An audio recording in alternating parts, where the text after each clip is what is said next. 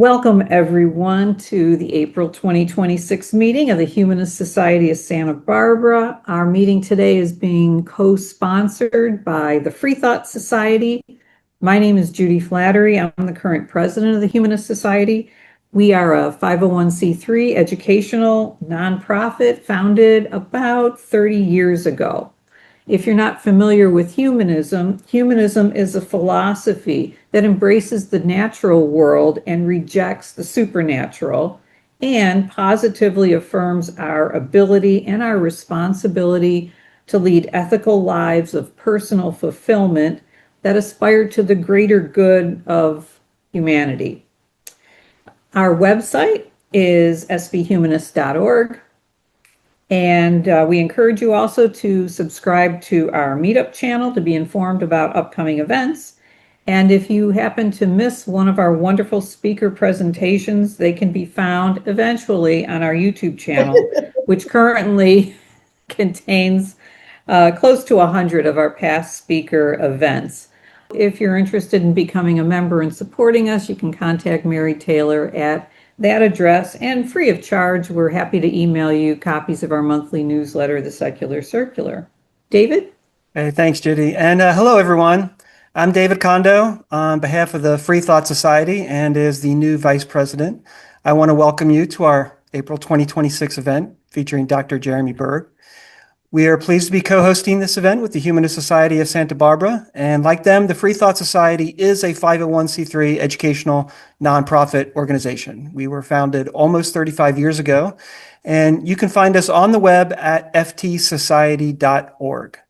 We also have a Meetup site and a YouTube channel, which can be accessed through the QR codes shown on this slide.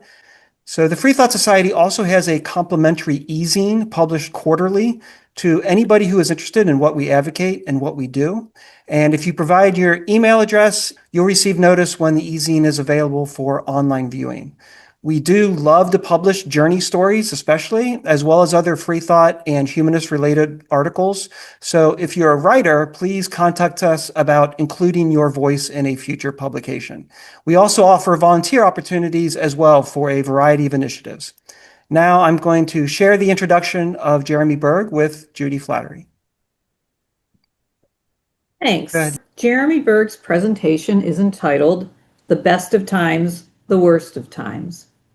Since World War II, the United States has enjoyed an enviable international leadership position in science, driven by the National Institute of Health and by the National Science Foundation.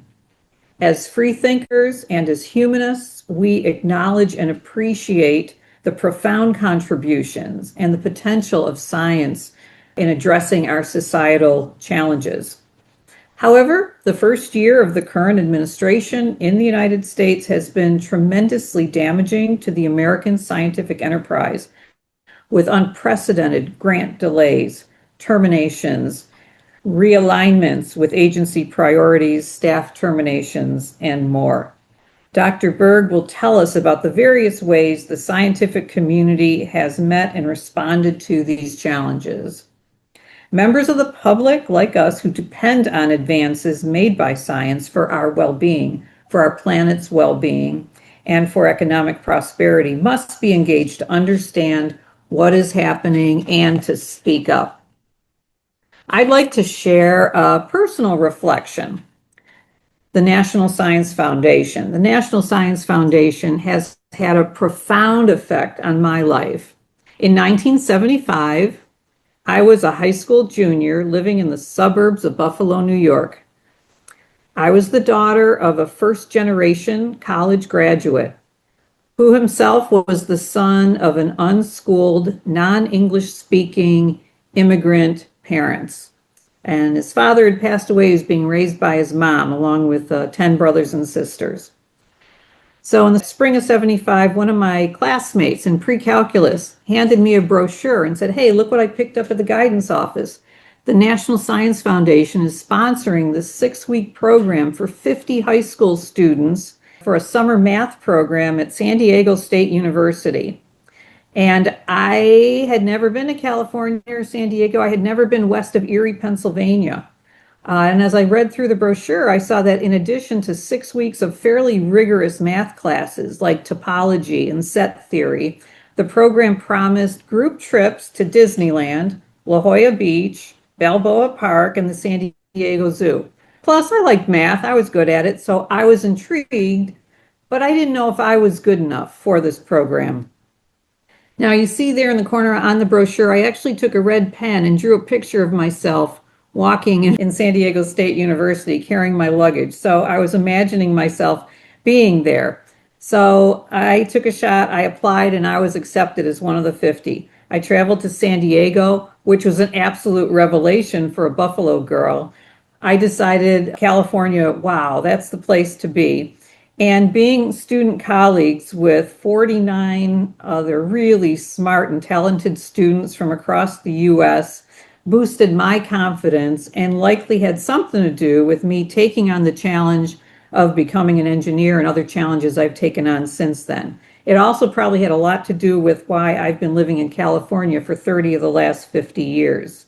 So here are a couple of pictures from that summer. You can see here in the upper left me with a couple of my classmates. In the lower left corner, that's Weird Ken, the bear from the San Diego Zoo. We got to go to the zoo.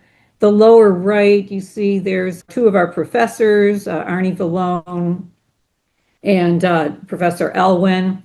And then also you might notice there's me in the upper right. There's at Balboa Park and at the beach at La Jolla. And guess who else was in that National Science Foundation program? Yep, it was our speaker today, Jeremy Berg, my friend and colleague from that National Science Foundation program back in 1975. So, David, tell us about Jeremy's professional journey. Sure, Judy. And that's a great personal story. Thanks for sharing that. Dr. Berg is a professor of computational and systems biology at the University of Pittsburgh School of Medicine.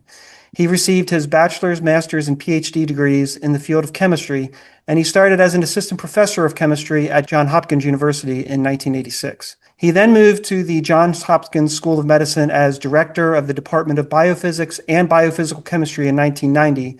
And in 2003, he became director of the National Institute of General Medical Studies at the National Institute of Health. He served there until July 2011, when he moved with his wife, Wendy, to the University of Pittsburgh. His wife, Wendy Berg, by the way, is a leading breast imaging researcher. Jeremy served as editor-in-chief of the Science magazine family of journals from 2016 to 2019. His efforts have been recognized by numerous research, teaching, and public service awards, and he's an elected member of both the National Academy of Medicine and the Academy of Arts and Sciences. So please welcome Dr. Jeremy M. Berg. Thank you so much, David and Judy, and thank you for showing those pictures. That was a great summer in lots and lots of ways. I'm going to present a fair bit of facts and data and stuff that's been going on what's been going on for the last 15 months and have some time for discussion. I apologize in advance because if some of it is pretty stark, but that's where we are. The best of times, the worst of times, as you may know, is the beginning of Charles Dickens' book, A Tale of Two Cities, which is set during the French Revolution. And it both captures my sense of where things are in terms of science, but also, as I'll get to at the end, the fact that we need to, as a society, need to stand up and take back or defend our form of government and push back against sliding democracy and burgeoning authoritarianism, which affects science, but also affects a lot of other things. So here's my one slide on the best of times. Prior to Trump's reelection, I was just thrilled about the scientific opportunities. We have made so much progress over decades and decades, as Judy said, through funding from the National Science Foundation and the National Institutes of Health. And the exciting thing now is we have so much fundamental knowledge, not that we're done, but there's so many opportunities for really transformational advances that really affect human health. If you look at where cancer is, for example, various forms of cancer that used to be more or less uniformly fatal are now pretty treatable. Not for everybody, for many people. There are lots of cancers that have basically been cured. especially if they're diagnosed early. Likewise, we're making progress on many other important diseases. We're making progress on Alzheimer's disease, although not as much as we need to, and so on. And we also have a much deeper understanding of biology than we had 10 years ago. So when I started off as a biochemist, we sort of studied one molecule at a time, realizing that they actually interact with each other in all kinds of complicated ways, but we just didn't have the tools, either technical or intellectual, to deal with that. And that's no longer true. So we can really think, at a systems level, which is sort of the difference between thinking about the behavior of an individual human being compared to interaction, the behavior of a city or a society or other large groups of human beings interacting in complicated ways. The new tools and technologies just continue to come along, and just experiments that seemed unthinkable are now routine. In my 3.5 years at Science Magazine, there were projects that from when I started would have been absolutely published immediately to probably, the same paper submitted 3 years later would have been, yeah, this really isn't at the cutting edge. Nope. And that's, depressing for the investigators involved, or frustrating, but is really striking. And one example that's very particular, sort of close to my heart, is being able to predict structures from amino acid sequences.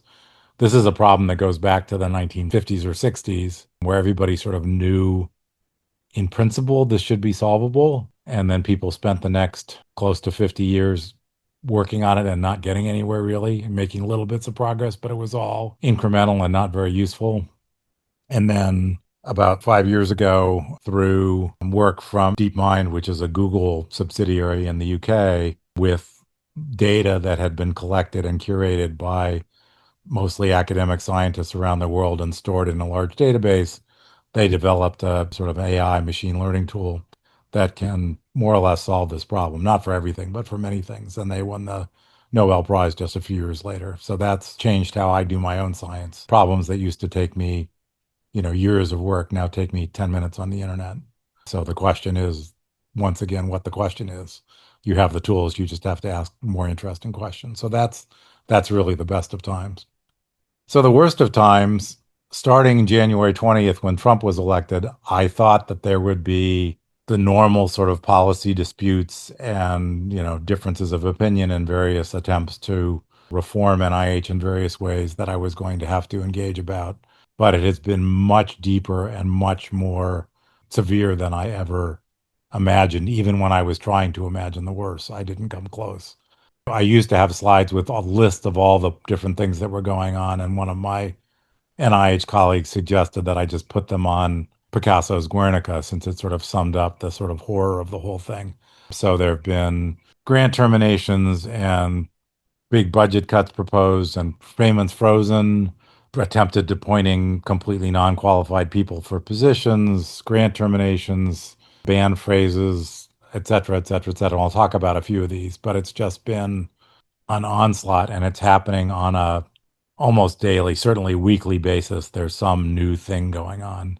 So I've been spending more than half my time for the last 15 months working on trying to figure out what's happening, trying to communicate to lawyers and the press and the public about what's happening, trying to sort of rally the resistance to protect what we can protect, so the damage isn't any worse than we can help. I'm fortunate there was a private philanthropy that stepped in, so I now actually have funding to do it instead of just doing on, as my hobby. Again, it's just been a major expenditure of my time, but I can't imagine not doing it. It's, I think the question that is always in the front of my head is, if you've always wondered what you would have done in the 1930s in Germany, it's what you're doing now. I mean to be too stark, but we're in a situation that is certainly heading that direction, and not standing up and pushing back and learning from people who have thought about authoritarian governments, scholars, is really a mistake. So I was an institute director for 7.5 years, and before that I was an applicant and a grantee and a reviewer, and afterwards I've gone back to those same roles as an applicant and a grantee. So I know the process both outside and inside. And the NIH is a pretty complicated place. I mean, it's 27 different institutes and centers. They have their own cultures and processes to some degree, even though they're part of one organization. And this is just a flowchart, and I won't go through the details of how, if I, as a scientist, have an idea, how do I get that to actually getting a funded grant that I can do the work with? And it starts off with writing a proposal with a budget and submitting it to the NIH, and then it goes through a multi-level review process, and eventually funding decisions get made by the NIH staff and eventually the institute director, and those awards get executed and goes to the institution where the application comes from. If I get a 4-year grant, the way they're normally funded is I get the first year's worth of money and I get a commitment for funding for the next year's as long as I'm making satisfactory progress. So I have to submit a progress report and that gets reviewed administratively, and then I get the next year's worth of money, and so on and so forth until the term of the grant runs out after, say, 4 years. And then I can reapply to continue the grant if it's an ongoing project, or I can work on something different. So that's the process, which I know all the details about every step. And then the question is, what did the Trump administration do? So this is all the steps where they did one thing or another to block the normal processes. Everything from making it impossible to schedule review meetings because of legal transparency laws, basically, that they used in a sort of aggressive way to keep meetings from being scheduled, to altering the funding decision process.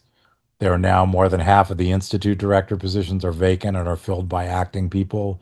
And the processes by which those positions are being filled are very slow and very irregular. And it's not at all clear whether the people who are going to be appointed are going to be qualified or going to be selected based on their political rather than scientific approaches to things. Even once you have a grant award, grants have been terminated, grants have been just frozen where you have an award, you just don't get paid. And the renewal process has been all screwed up. So it's really been, as I said, sort of a multi-pronged assault on the whole process, which has slowed things down, made it very unpredictable, has basically broken the trust that used to exist between the scientific community and the NIH. In the past, applying for an NSF summer program was pretty competitive. There are a lot more applications than there are slots, but the process was relatively transparent and perceived as being about as fair as it could be. And now all of a sudden it's capricious and uncertain, and you can end up in Never Never Land where you don't know the status of things. And it's all been incredibly frustrating. So, some specific examples: grant terminations. In the past, when I was there were probably 10 grants a year that were terminated, and those were always at the request of the institution, that they would request a grant be terminated because the investigator died or because the investigator was found guilty of research misconduct or egregious sexual harassment or something, that they were no longer appropriate to be doing the research and they couldn't find a substitute who was appropriate. But it was very rare and, never irrational. Over the past year, there were 5,000 grants that were terminated, at least temporarily. They were just being done sort of all the time, it seemed. Well, actually, not. There were 3,500 that were terminated, other grants that were disrupted in other ways. The terminations were not because of causes of the type I mentioned, but were because the grants were no longer aligned with agency priorities, and the sorts of topics that they thought were no longer their priorities included DEI, which was a term that they used a lot but never defined, transgender and LGBTQI health, vaccine hesitancy, impacts of climate change. Those were all topics that were just no longer of interest to the NIH, which is nuts in all kinds of ways, and clearly targeted against particular sorts of research and also particular sorts of investigators who tend to work on these sorts of topics. In addition to the terminations, other grants were delayed and they weren't going to be funded, but the NIH reached out to investigators and said that there are problematic aspects of your proposal and you need to fix the DEI or other stuff. Sometimes it was very vague what was wrong with it before we can fund it. Even finding out what was going on was hard. NIH and the parent agency, which is in the Department of Health and Human Services, actually started posting sort of brag sheets on the front of their grant website saying these are all the grants we terminated this month, which was unexpected and kind of bizarre. But even that wasn't capturing all the grants that we knew from other sources that were being terminated. So there was a group called grantwitness.us, which was a group of sort of data science and investigators, relatively young people who were very interested in this, who set up a website and started tracking which grants were actually disrupted by collecting publicly available data, by crowdsourcing information about which grants investigators thought had been terminated, and has basically done a huge amount of work trying to track what's going on and share that information transparently, both with the scientific community and the public and Congress and the press, so that they can write stories about what's really happening with real data. You can go to this website and you can look at grants that were disrupted and whether they've been reinstated or not, and the total financial consequences to all this disruptions. And I'll show you something else that they've done more recently, which is very helpful as well. I mentioned that investigators were told that they had to fix their grants in order to get them funded. And the term that the NIH leadership was using was remediation, which was Major League Orwellian from my perspective. And all of this was not at all transparent. You couldn't tell, or I thought you couldn't tell what was happening, because these were all sort of grant by grant happening by investigators who didn't want to talk publicly about what was going on. And then one of my friends, actually one of the people on Grant Witness, made the comment that they'd gotten their grant funded, but they had to change the title and change a few things and change the title. And I thought, oh, wait a minute, I can look at grant titles. That's all publicly available from an NIH website. So then I did an analysis and said, look at grants that were funded in fiscal year 2024, look in fiscal year 2025, and ask, did the grant title change? Pretty simple informatic analysis, and found that there were between 700 and 800 grants where the title changed. And then I asked the question, okay, of those grants, what words disappeared when the title changed? And I put those into a word cloud generator just to visualize what was happening. And I thought I knew what I would see, but when I saw it, it was breathtaking. So this is the word cloud that I generated.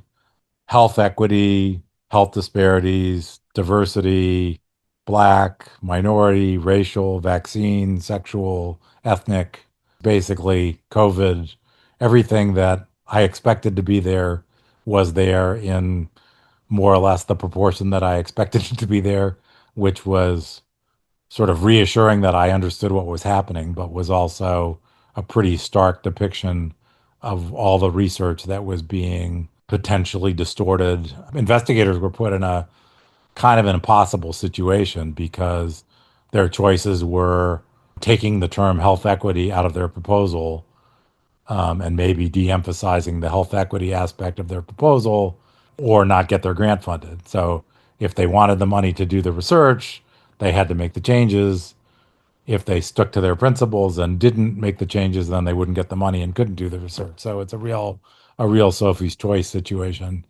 And I don't know how many people have gone down which route. This just shows the people who ended up changing the title. So it's a part of the puzzle, but not the whole puzzle. So the next thing were grant delays and multi-year funding. There's this website, NIH Reporter, where you can track information about every grant that's made. There's about a week-long delay in things getting posted there, but I was very familiar with this site. It was actually first put up when I was at NIH, and I spend time on it all the time. So it was very easy for me to track whether NIH was actually issuing grants and what sorts of grants they were issuing, and whether they were following sort of the pace that NIH made in the past by looking at previous fiscal years. And I started posting these funding curves first on Blue Sky, and then I built a little GitHub page to post things. And so these are the sorts of the current funding curve as of the most recently available data. And what you can see for fiscal year 2025, NIH got farther and farther behind. They were just not making awards at the normal pace. So between 2015 and 2024, the curve looked, for all intents and purposes, identical. And all of a sudden, basically starting in January, NIH got very slow and got further and further behind. And finally, in July, they started catching up and eventually got all the money that was appropriated to them committed to grants by the end of the year, but just by the skin of their teeth, and also by some budget sleight of hand, which I'll talk about in a minute. I've been doing these analyses, which are still kind of manual because I'm not that sophisticated a data scientist, but the grantness people are. So they now have these funding curves sort of automated. So they update them every week. So you can go to this page and look at funding curves and look at both non-competitive renewals, which are the normal extensions, which after, getting the second and third year of a grant versus new and competitive renewal grants. So these are new science. And you can see that 2026 is actually worse than 2025 was in terms of new grants getting awarded. Some of that is caused by the government shutdown, which took place for the first couple of months of the fiscal year, but some of it is also caused by this remediation of awards that need to be scrubbed for anything that they think is politically not aligned with their priorities before awards are made. Some of it is related to staffing problems where NIH just doesn't have the people to get awards made on, in a timely way. And it's an ongoing concern. The other thing that you can see is if you look in the new and competitive renewal awards, so on the bottom awards for fiscal year 2025, even though they got the amount of the money all was spent, you can see that the number of awards, which is what's plotted here, was actually down by a fair bit compared to previous years. So they got the money committed, but they made fewer grants. And I'll show you why that's true in a second. So the NIH director is a MD PhD economist from Stanford who was an NIH grantee to some degree. He's an interesting character. He did his MD at Stanford and then immediately pursued a PhD in economics. He didn't do any clinical training past his MD. And he's sort of regarded as a health economist, which is what his research has been around. But his mindset, I think, is pretty well illustrated by his PhD thesis title, which was on earning potential as a function of medical specialty. So that's, it's kind of health economics in a formal sense, but doesn't sort of scream out, I care deeply about patients as other things might have been. He's done some other research which is more health related than that. So he started on April 1st, and I thought, I know what it's like coming into being an NIH leader from the outside. It was the best job I ever had, but also the hardest job I ever had.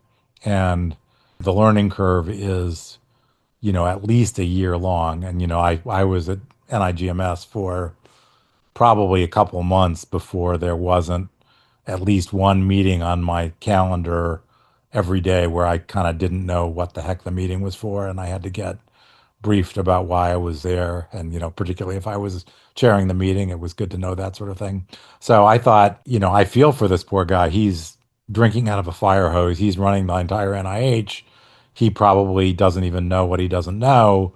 So I sent him the analysis that basically based on those funding curves back in May saying, you're getting really far behind. And based on historical, if you look over 5-month periods, has NIH ever committed as much money as they need to commit over the next 5 months in the past? And the answer was basically no. So I sent him an email and said, you need to pay attention to this. You got to get this, one of your responsibilities is getting the money that Congress appropriates committed to grants, and you got to get things mobilized. And it was really just a good faith intention to bring something to his attention as something that I would have appreciated had I been in his role. And I got a response the next day, which kind of took my breath away. Jeremy, I received your letter and analysis. Contrary to the assertion that you make in my letter, my job is to make sure that NIH spends the money the American people have entrusted us on projects that advance health and longevity of the American people. Spending on ideological boondoggles and dangerous research, the conduct of which risks a pandemic, for instance, does not advance these goals. And I was, to be perfectly honest, kind of shocked that that he didn't react by in any way to what I said, instead reacted to one more or less throwaway line in my email, and then came back with this very political response about ideological boondoggles, which I think he's referring to things like DEI grants and, health disparities research and so on. And the risk of causing another pandemic is he's part of the group that's completely convinced that COVID was caused by NIH funded research in China, which is not particularly consistent with data. So I was, I guess I was shocked, but I was also in some senses glad to know where he stood. I realized what I was up against, but I didn't stop sending him emails. So I'd actually emailed him before that, trying in the same way of things that he should know about. And I hadn't gotten a response previously. So, NIH and HHS is wondering about the causes of autism. And that was something that we had a really visible project back in 2007. I thought he should be aware of the funding delays, early stage investigators, and other things, which I'll talk about later on. So I started just sending him emails saying, I heard you commented on this and I thought you should know about that. And they got more and more kind of pointed and occasionally snarky because it was clear that he wasn't paying attention to them. And I'm not even sure he was even getting to read them because I think they're probably filtering out my emails at this point. But then I started posting them on Blue Sky, and then somebody suggested I compile them. And so I put together a PDF with all the various context and the various emails, and I didn't know what to call it. And again, one of the grant witness friends um, said, I've got a perfect name for it. It's called 50 Shades of Jay. His name is Jayanta, but he goes by Jay and likes to be called Dr. J, which is silly in its own way. I'm very reluctant to call him Jay because one of the first things that NIH did when Trump came into power was send an email out to the NIH staff saying that they were no longer allowed to use anything other than their legal name in their signature blocks on emails, which I think was partly just a power play and partly an anti-trans thing. So the fact that he routinely refers to himself by his nickname, I find hypocritical and a bit offensive. So in terms of why weren't there more grants funded? NIH mostly funds grants on an annual basis where if you make a 4-year grant, you fund 1 year out of one appropriation, then you fund the second year out of the next year's appropriation, and so on and so forth. An alternative way that's been done, which was typically done about between 10 and 20% of the total money that NIH used for new grants, was so-called multi-year funding, where you pay all years of a grant out of that year's appropriation. This means basically that if you have a 4-year grant, you're committing the funds for all 4 years out of the appropriation. But that's really just a bookkeeping thing, because if I get a $250,000 grant from NIH, Pitt does not get a check for $250,000. They get a budget account, a U.S. Treasury account, where they can ask for reimbursement for money that I spent on my research. People have joked it should actually be called the National Institutes of Reimbursement, because that's what they do. So there's no real benefit to the institution. There's only a minor benefit to the investigator to having access to more than 1 year's worth of money at the time. But the consequence is that if I have money, say, for 24 grants and I fund them annually, I can fund 24 grants. If I then take half the money and use it for multi-year funding, I fund 3 multi-year grants and I have money for another 12 annual grants, which means there are 9 potential grants that I didn't fund because I committed the money to the multi-year grants. And that accounts for most of what happened to the money. So they more than doubled the amount of multi-year funding that they'd done compared to previous years and basically used up the appropriation without actually spending the money on research. So this is real science that isn't getting funded and real investigators and labs that aren't getting the money. And this is just going to continue to do this, and it's going to continue to make things harder. One way you can see this is NIH released data where you can look at the funding probability as a function of the score. So the way NIH grants are scored, at the end of the day, you get a percentile score where the first percentile is the best, up to 99th percentile. And you can see typically the cutoff has been sort of around 15th percentile-ish. In 2025, it was down around 10. So that's a big drop. And it means there's lots of really great science that people got really good scores where the peer review were really strong. It was probably, I think I've had 2 grant proposals in my entire career that have been under this threshold. So out of, more than 20 grants. So this is real science again that's not being funded. And investigators are very frustrated because you write a proposal, it gets the best score that you've ever gotten in your life. The review says, this is the greatest thing since sliced bread, and then you don't get funded. So then what do you do? How do you fix it? And this particularly affects sort of high risk research and research from early stage investigators. So this is a way of making NIH more risk averse and more focused on sort of established investigators than they would be normally. Pushing back, I've been talking about data analysis and sharing. That's been remarkably powerful in terms of getting the press and the public and Congress and lawyers to understand what's happening. Litigation, there have been a fair number of lawsuits around cuts to public health grants, DEI grant terminations and delays, indirect costs, which I haven't talked about. And the scientific community has basically won every single lawsuit that they've filed, although they've lost some on appeal. But it's been a really powerful tool in slowing things down and getting things on the record that what NIH has been doing is illegal. And that's helpful both in the past and going forward. Congress has been quite supportive of what NIH does. They understand that NIH has been a powerful force for biomedical research progress and for the economy. When I started, the biotechnology industry didn't exist. Now it's a multi-trillion-dollar industry with many tens of millions of jobs in the US. And that was all created based on NIH-funded research. I'll talk a little bit about staff declarations of protest and rallies around the country and the effect that they've been having. In terms of litigation, the grant terminations lawsuit, I was very much involved in both starting and then in writing declarations for the lawyer saying, this is how NIH normally works, just to sort of so the judge could understand that what was happening was not normal. The cases ended up in front of Judge William Young, who was a Ronald Reagan appointee from 1985. So he's a very seasoned, relatively conservative, but quite principled judge.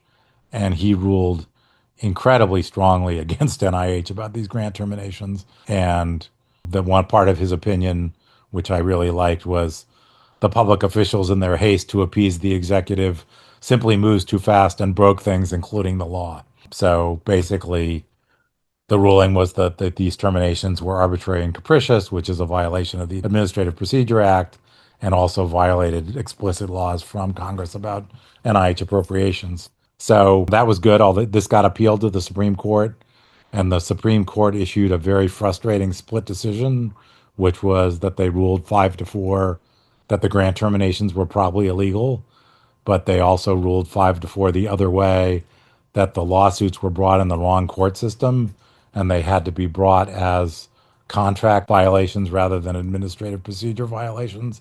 So the order to reinstate the grants was voided by the Supreme Court, but a lot of them got reinstated anyway, and we're still in a better place than we were.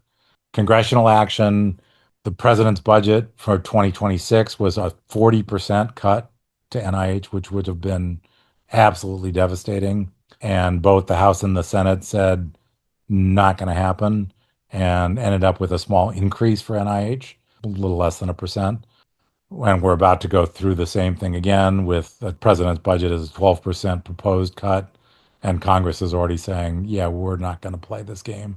So I'm optimistic that the appropriation will be in a reasonable shape, but it's a battle and it takes a lot of advocacy and informing senators and House members what's happening and why they should care and so on. And it really is both red states and blue states have a huge stake in all of this. One of the states that turned out to be most important in all of this is Alabama, because the University of Alabama, Birmingham is the largest employer in the state. And it's a very strong medical school and they get a lot of NIH support. So a lot of these shenanigans would have been devastating to UAB and to Alabama indirectly. So, particular Senator Britt has been very outspoken about the importance of NIH. And even Tommy Tuberville, who's not the sharpest knife in the drawer, seemed to sort of understand that this was a good thing for him to be focused on for his constituents. Declarations of dissent. The NIH director feels very aggrieved. He was very outspoken that the shutdown policies around COVID were wrongheaded and was one of the authors of what's called the Great Barrington Declaration, which basically said that the most vulnerable should be protected and everybody else should be allowed to go about their business. The economy shouldn't be shut down. People shouldn't worry about masking. Basically, if people get infected, it's not that bad a disease anyway. We'll just protect the old and the frail by mechanisms that were never really specified clearly. And that would be better public policy. And the scientific community leadership thought that was a pretty terrible policy idea. And even Stanford University, where he worked, formally censured him and thought it was irresponsible. And so he was very public in all of his statements saying that he wanted to create a culture where dissent was encouraged and tolerated at NIH so that people who had dissenting views could express their views without fear of being ostracized and criticized. And I thought, well, I have dissenting views. I should speak up. And then I discovered there was a group inside NIH that was working on a similar statement of dissent, but they had much more inside knowledge and much more stake than I did. So we got in touch and I partnered with them. So they issued in June what they called the Bethesda Declaration, which was very much modeled after the Great Barrington Declaration, saying these are all the things that are happening in NIH which we think are illegal or immoral or just misaligned with the NIH mission. And it was an act of incredible courage because a lot of these people, I mean, they were risking their jobs and their careers, and more than 200 signed their names to this document, and other people were verified as people who supported it even if they didn't feel comfortable signing their names. So I was incredibly awed by their courage in standing up and doing this, and help put up a public statement for members of the public to sign on in support of what they were doing. And we got 35,000 signatures in a couple of days. This also spurred on other groups within other agencies to do similar sorts of things. And there's a group called Stand Up for Science, which I'll mention in a second, who wrote declarations.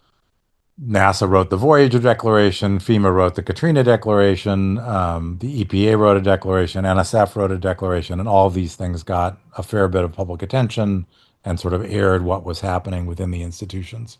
Stand Up for Science is an organization which was created in late February, early March of 2025 and organized rallies around the country for scientists and members of the public to hold rallies and speak out about why science was important to them. And the organizer and founder of this organization is shown in this slide. She's Colette Delawala, who is, believe it or not, soon to be graduating senior graduate student in psychology at Emory, who just decided she wasn't about to watch her scientific career and that of her peers disappear before it started, and built this 501c3, 501c4 now organization to organize these events around the country and to do a lot of other things. It's an incredibly effective organization. They've been raising money and getting stuff done. They organized events again on the 1 year anniversary around the country, and got thousands of people both at in university towns, but also in Kentucky and in Idaho and in, very, very red states and very, very red counties where people can speak out and stand up for science. So it's been kind of a breath of fresh air because most of the scientific community has been pretty cowardly and keeping their heads down and trying not to cause trouble or trying not to paint targets on themselves. And it's been kind of depressing. But Stand Up for Science has been really powerful. So why? And it's taken me a while to get there, but I'm now completely convinced that this is the right way to think about things. The administration doesn't actually have any particular grievance with science. What they do have a grievance is with universities and with other sources of knowledge. So I think the reality is that we're in a backsliding democracy. There are efforts to replace our democratic government with a more authoritarian form of government, which is pretty clearly spelled out in Project 2025. And scientific knowledge is a threat, and university funding provides tremendous leverage over universities. So they can cut off grants from NIH to a university, and all of a sudden they can cut off billions of dollars worth of funding arbitrarily and instantaneously. And that's what they've been doing. This is the transition, which I think it's important to make. There's a lot of the scientific community that thinks, well, these are just sort of the normal squabbles when we go from one administration to the next, and we have, partisan disagreements around how science should be organized and funded and how many institutes there should be at NIH and how big the budget should be and so on. The problem with that model is it just doesn't predict the grant terminations and the grant freezes and the creation of a masked police force that is going around rounding up immigrants around the country and canceling visas for foreign scientists coming to the US and so on. But once you make the transition to we are in a backsliding democracy, all of a sudden it makes sense. So this is very much like Copernicus, who took the Earth-centric view of the world with all these sort of weird things happening about orbits that didn't make any sense and things that weren't in the right place and moons moving in front of planets and stuff, and replaced it with a different model where everything was sort of sensible. So what can we expect? More chaos, more targeted action against specific areas, more low grant funding rates because of the multi-year funding. Most importantly, what can you do? First off, stay informed. Thank you for holding this event. Thank you for paying attention to things.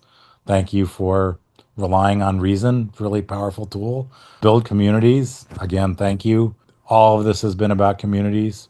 I have done more networking and bringing people together just because I happen to know somebody from a science program in 1975 or somebody who I met at some meeting who happened to know something and saying you could talk to somebody else and speak out to friends and families and to others. It only matters to people who care about health and the economy, or know anybody who's sick or might be sick. So there's no reason for anybody not to care about this.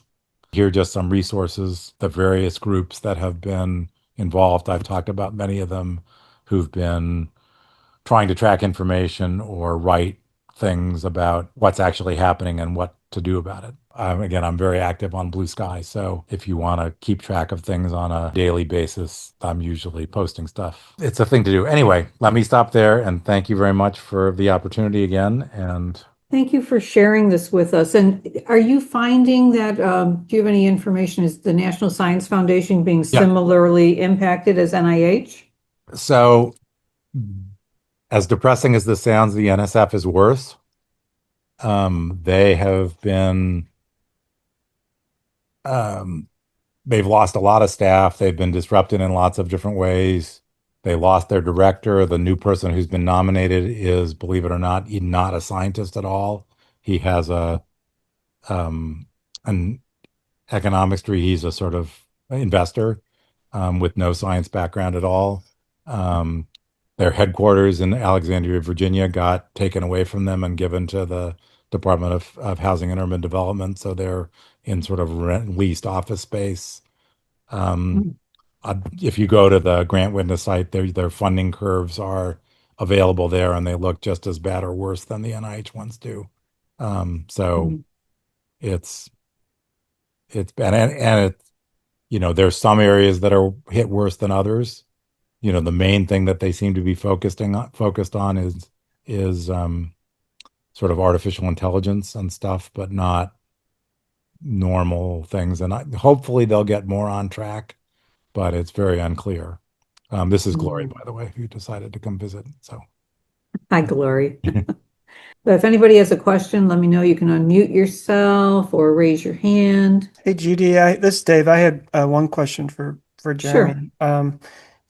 With all the grants the grants that are being delayed or not being funded, have you seen any grants or collection of grants that are being funded that might not have been funded before? Like say bad Mm. science, or I don't want to use that, but stuff yeah, that might be politically motivated?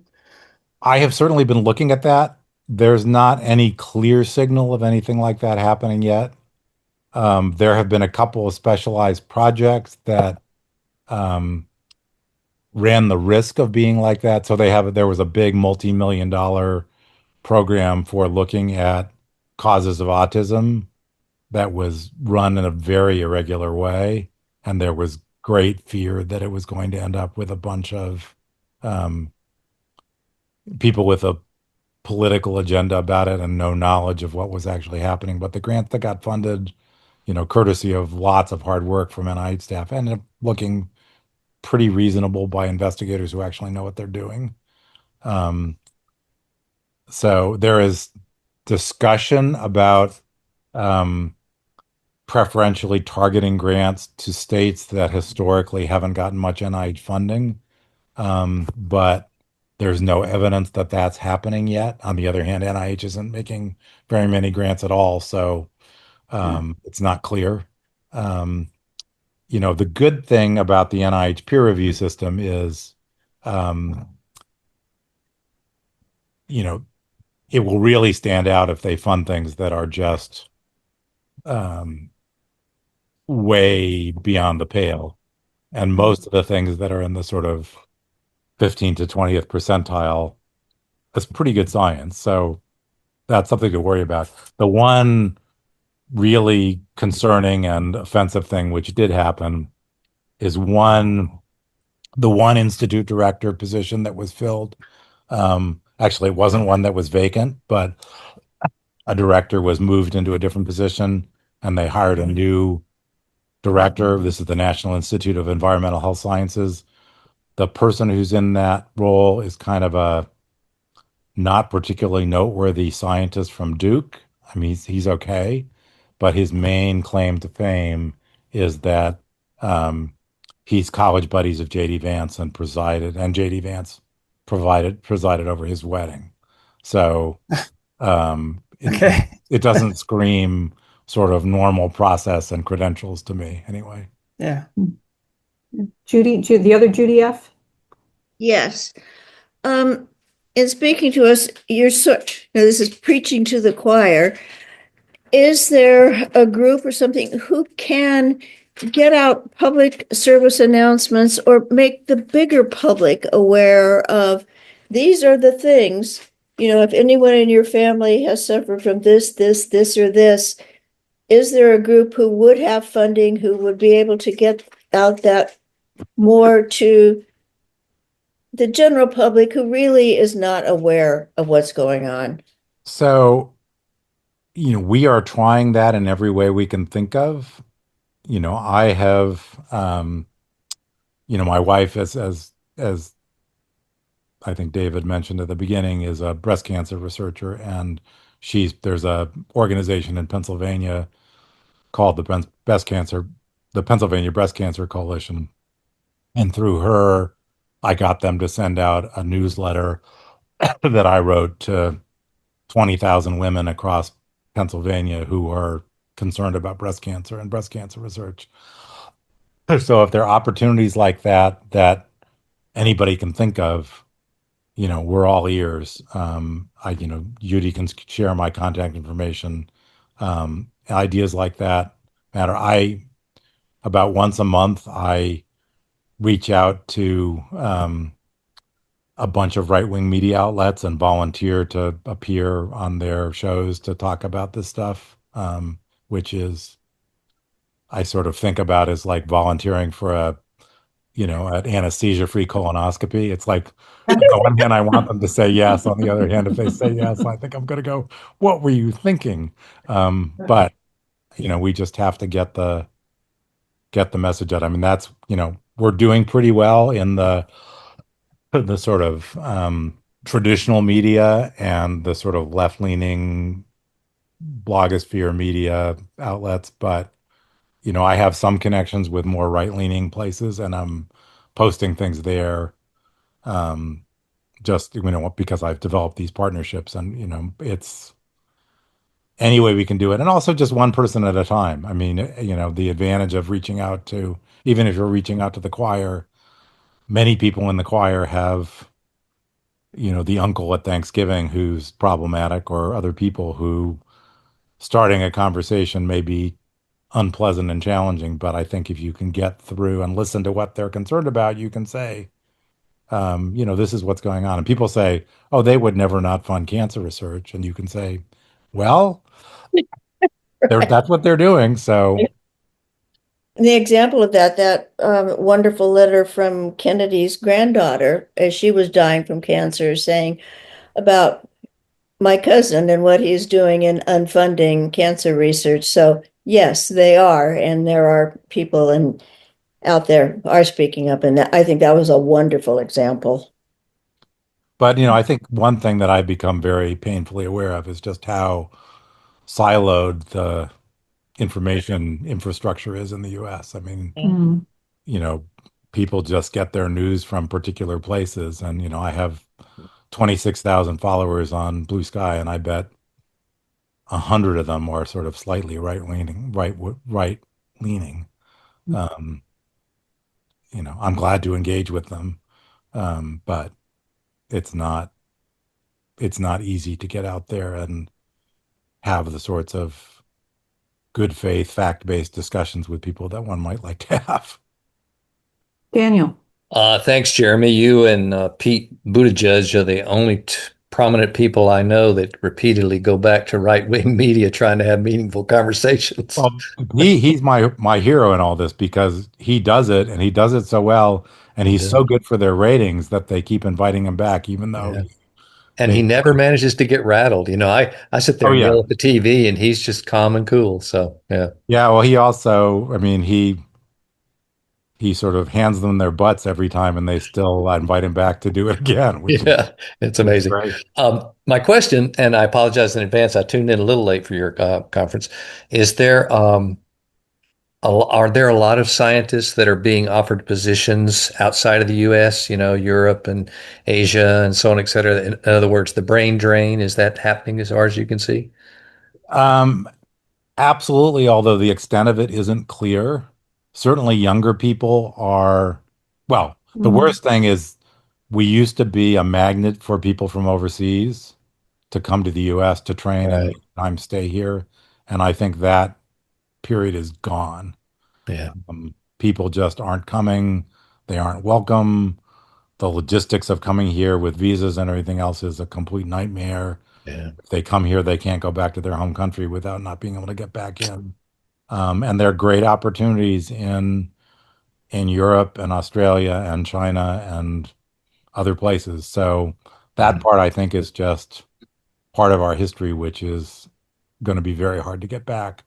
Some Yeah. people are moving to opportunities other places. I mean, science funding isn't great anywhere else except perhaps in China, although it's very competitive there. But a lot of Chinese nationals who came to the US with the intent to stay are Mm. going back to China. I And thought the Baltic states funded science pretty well. Is that there Norway, there Sweden? are places, Yeah. and certainly the superstars. I mean, one of my acquaintances becoming friends is actually in San Diego, is a Nobel laureate, and when he had a grant that was in the sort of Never Never Land state, he got an email from China saying, that he could come to any university he wanted to in China with 10 years of guaranteed funding. Wow. All he needed to do was let them know where and when, and he was, the door was open. So it's, at the top level, that's certainly happening. And other people, I think, are just wondering. I mean, certainly people are thinking about, is there a better deal out there where I can do my science better and work on what I want to work on? And Yeah. I think if an opportunity comes along, it used to be that the U.S. was hard to leave, and now I think it's easy to leave. Yeah. Has everyone's personal astrophysicist been involved in speaking up? I'm talking Neil deGrasse Tyson. Has he been saying much? I haven't. I I don't remember hearing much about that. I he's made a few comments. He's certainly not leading in any way that I know of. I mean, the I was number. thinking of someone that has a broader audience. I think he has a pretty broad Yeah, I mean, audience. I think well, I think he may be cognizant of the fact that he has a broader audience and um, Hmm, is reluctant to offend people somehow.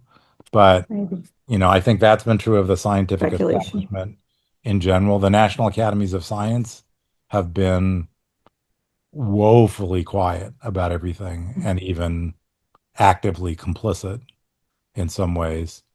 Bill Nye has been very outspoken. He's spoken at several Stand Up for Science events. He's probably the most visible person who's in the sort of popular science sphere.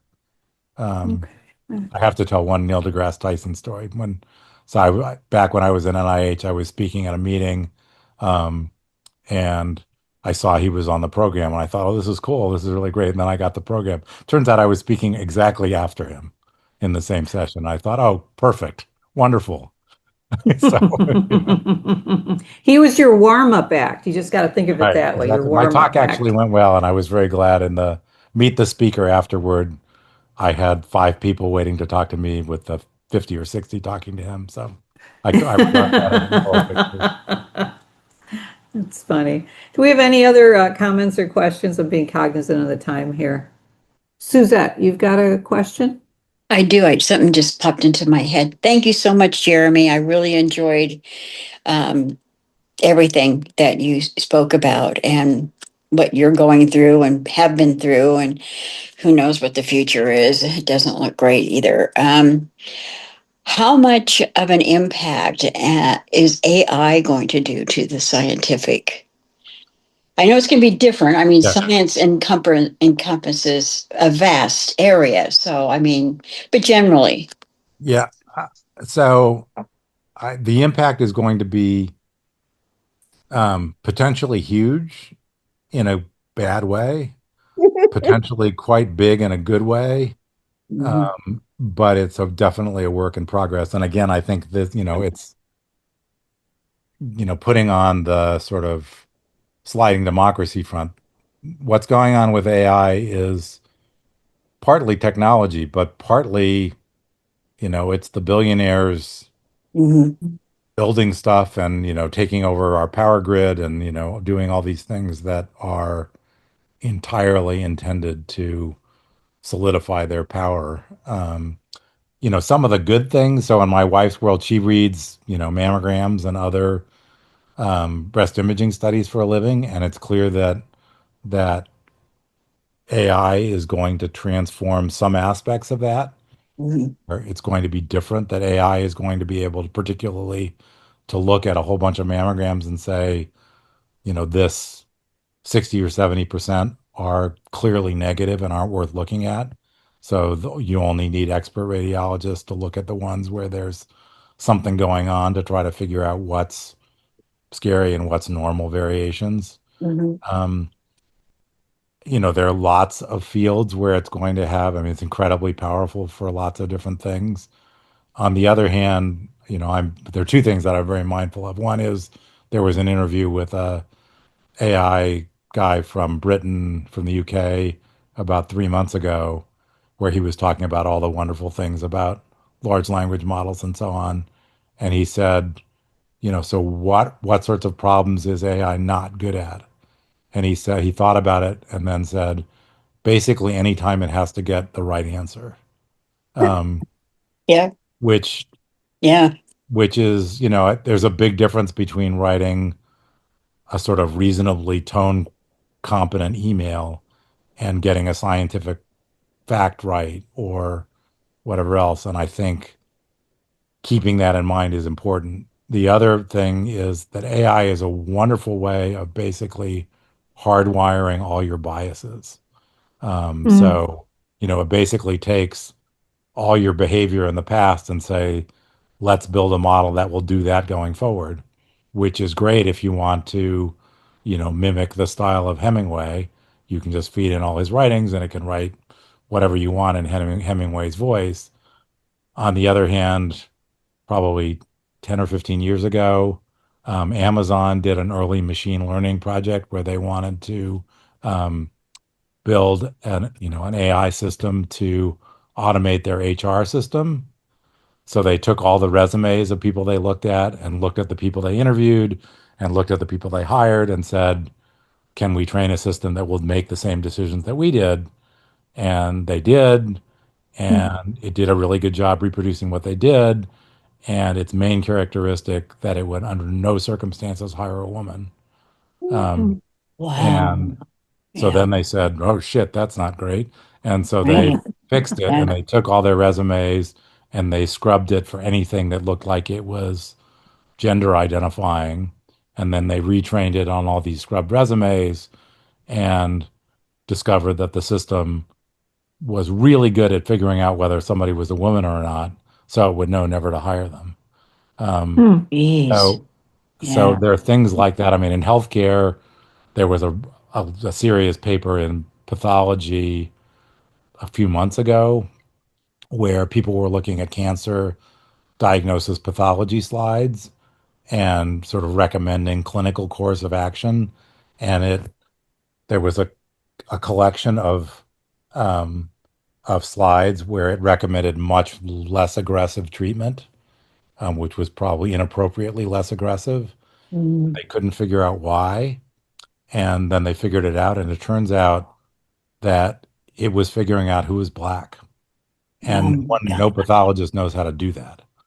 But Yeah. it was figuring out, who was black based on this pathology slide and then treating them less aggressively than if they were white, because that's what happens historically. Yeah. So that's the sort of Yeah. double-edged sword. On, the one hand, it's clearly seeing things that humans can't see.